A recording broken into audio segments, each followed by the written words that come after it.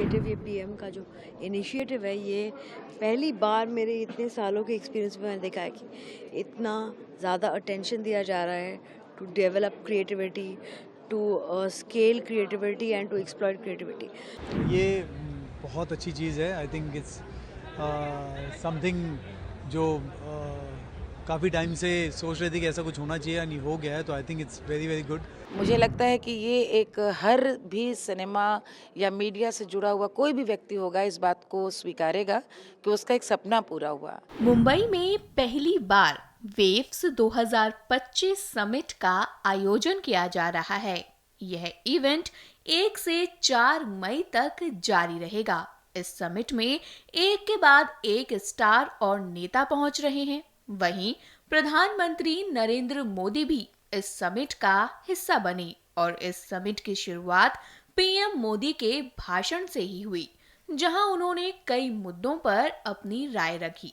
वहीं अब एकता कपूर से लेकर मालिनी अवस्थी जैसे कई जाने माने चेहरे यहां पहुंच रहे हैं, जहां इन नामी हस्तियों ने इस समिट पर अपनी खुशी को जाहिर किया और पीएम मोदी की जमकर तारीफ की। सुनिए इन लोगों ने क्या कहा। आई थिंक ये गवर्नमेंट इनिशिएटिव, ये पीएम का जो इनिशिएटिव है, ये पहली बार मेरे इतने सालों के एक्सपीरियंस में मैंने देखा है कि इतना ज़्यादा अटेंशन दिया जा रहा है to develop creativity, to scale creativity and to exploit creativity. तो बहुत ही अमेजिंग इनिशिएटिव है और इसका रिपल इफेक्ट सालों साल दिखेगा। ये बहुत अच्छी चीज़ है। आई थिंक इट्स समथिंग जो काफ़ी टाइम से सोच रहे थे कि ऐसा कुछ होना चाहिए, नहीं हो गया है, तो I think it's very very good. And इस तरीके का टेक्नोलॉजी मीट्स एंटरटेनमेंट और ये सारी चीज़ें जो है बायर सेलर और ये सारी चीज़ें जो एक ये बनाए, ये एक्चुअली बहुत अच्छी बात है हम लोगों के लिए, as a creator, as a entertainer, as a film maker. I think ये बहुत अच्छी बात है। प्रधानमंत्री ने कहा है कि इंडस्ट्री को ग्रोथ होगी, जी, बूस्ट होगा। क्या लगता है आपको? बिल्कुल बिल्कुल। प्रधानमंत्री जी ने कहा है तो मतलब और ये किया है तो कुछ सोच समझ के किया है, एंड ये ऑफ कोर्स ग्रोथ होगा, इसका बहुत बहुत फ़ायदा होगा हमको। एआई को इंडस्ट्री में लाया जा रहा है, नई जी। नई टेक्नोलॉजी को दिखाया जा रहा जी। है, तो किस तरह से देखते हैं इसे? एआई है ऑफ कोर्स, बहुत इंटरेस्टिंग भी है।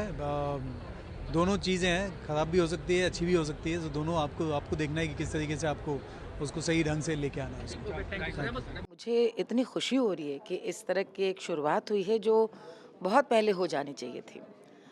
कहानियाँ दुनिया भर में कही जाती हैं, लेकिन भारत की कथाएं, उन्होंने भारत को ही आज तक बचा के रखा है। हर प्रांत, हर अंचल में, हर भाषा, हर बोली में हजारों साल पुरानी कथाएं हैं। कहीं भी आप उठाकर देखें, दादी नानी की कहानी है, प्रेरक साहित्यकारों की कथाएं हैं, लेखकों की कथाएं हैं, लोक कथाएं हैं, और उन कथाओं के अनंत श्रोता हैं।